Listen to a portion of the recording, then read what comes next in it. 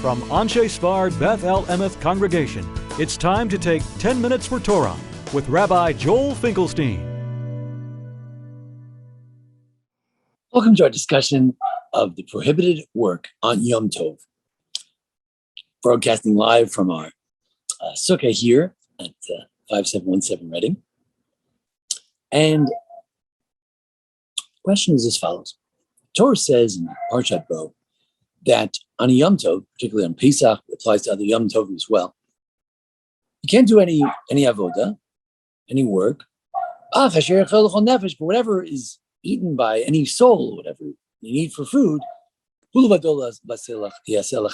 alone may you do. So you're allowed to do work that's for food on Yom Tov. So let me ask you a question. Can you go out in the field and reap all day on Sukkot or on Pesach, Shavuos, Rosh Hashanah? Doesn't sound right. Can you spend all day threshing or winnowing? Can you do a little bit of winnowing, a little bit of threshing, a little bit of reaping? Can you pluck something from a tree? Seems like a simple thing to do. What's going on? What about fishing? Can you fish? After all, it's nice to have fresh fish. So if you can do anything for food, why can't you fish on Yom Tov? So that's the question. So Rashi says, well, look, you can't fish because you could trap the animals before Shabbos, before Yom Tov. So there's no need to trap the animals on Yom Tov. Now, what does Rashi mean? Does he mean that from a Torah perspective, anything that you could do before, you have to do before? You couldn't do before because it wouldn't be fresh, then you're allowed to do now. Well, what about picking tomatoes on a hot day? Tomatoes might get spoiled. What if you like to have your blackberries or raspberries fresh off the tree? Why can't you pick them? Or is Rashi saying that rabbinic, that from a Torah perspective, you can do anything to have food.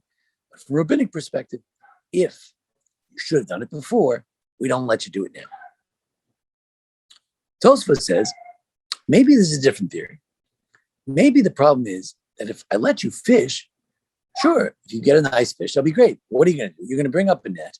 It's going to have dolphins, other non-kosher things in there.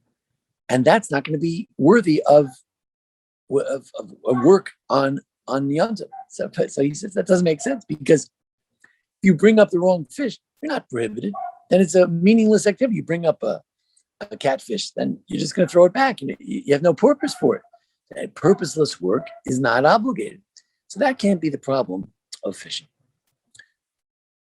Tosfos quotes Rabbeinu Nisanel Mikinon, price in France, and he says, let's look at the Yerushalmi, the Jerusalem Talmud. Jerusalem Talmud says, we need to look at the verses very carefully.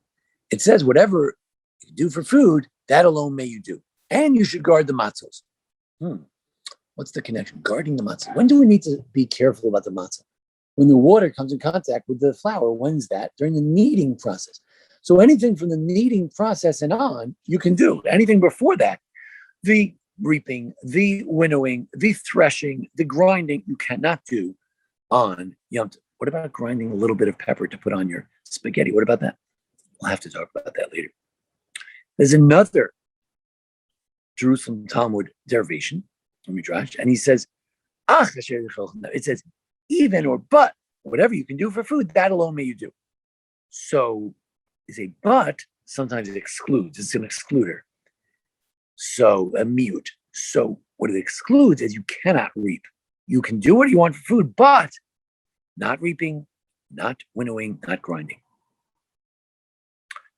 The Ramban says, look, you can take a food, stick it on your counter in your kitchen. You can do whatever you want with it for food preparation. But it has to start off as a food. You can't take something off of a tree and remove it from its original location, even if it's a simple thing to pluck an apple off a tree. Who are you on Yom Tov to go around plucking things off trees or to hunt things down, take fish out of water? That's out of their natural habitat. The Ravid, I think, has a neater, simpler explanation. But Tolush, anything you do with something detached is permitted, but anything you do with something that's attached is prohibited. The Ramban says So then why can't you grind pepper as much as you want? Why do you have to grind in a certain special way? So the Ran says, look, I'll tell you, from a Torah perspective, you can do anything you want to do to make food. Yeah, theoretically, you can pluck an apple off a tree. But the rabbi said, no, that which is usually done for advanced preparation, like winnowing and threshing, you usually do a whole bunch of it, and then you're all ready for the next 3 months. That type of thing that's done en masse, you can't do. But that which is usually done for the day itself, like slaughtering an animal and eating it, that's fine. You could do that. But therefore, grinding is generally prohibited because usually you do it for large quantities for a few days later. The Rava Magi, the Magi Mishnah, was one of the early commentators in the Rambam. He said a very interesting thing. The Torah says you can't do any form of laborious work. What does that mean? Maybe the work of a slave, the work of a worker. What does a worker do? Well, I don't want to winnow and thresh. That's not for me. So I'd give it to the worker. But what do I do? Every person, no matter of their class or status, you know what we all do? We cook, we bake, we do things like that, things in the kitchen. So that is things you can do. You can do housework. You cannot do field work. That's not appropriate on Yom Tov. So we have then various approaches. What about the Rambam? The Rambam says, like the Rashi seems to say, anything for food could be done from a Torah perspective. And the rabbis prohibited things that you could have done before Yom Tov. So we have the Rambam who says that everything is permitted according to Torah law. We have Rashi who might be saying that even according to Torah law, it has to be something that you couldn't have done before. We have the Ramban who says that can be outside the home. We have the Ravid who said that it should be something detached. We have the Ran who said that from a Torah perspective, you could do anything, but rabbinically has to be generally something done for today. Then you can do it. If it's done usually in advance, cannot, then you should do it in advance, not on Yom Tov. And all these theories are saying that there are types of activities that the person might be engaged in, which makes it permitted or makes it prohibited. The Yerushalmi takes a more fundamental approach. There are certain types of malacha, types of work. It's not about what you're doing, what you're intended. It's about the type of work.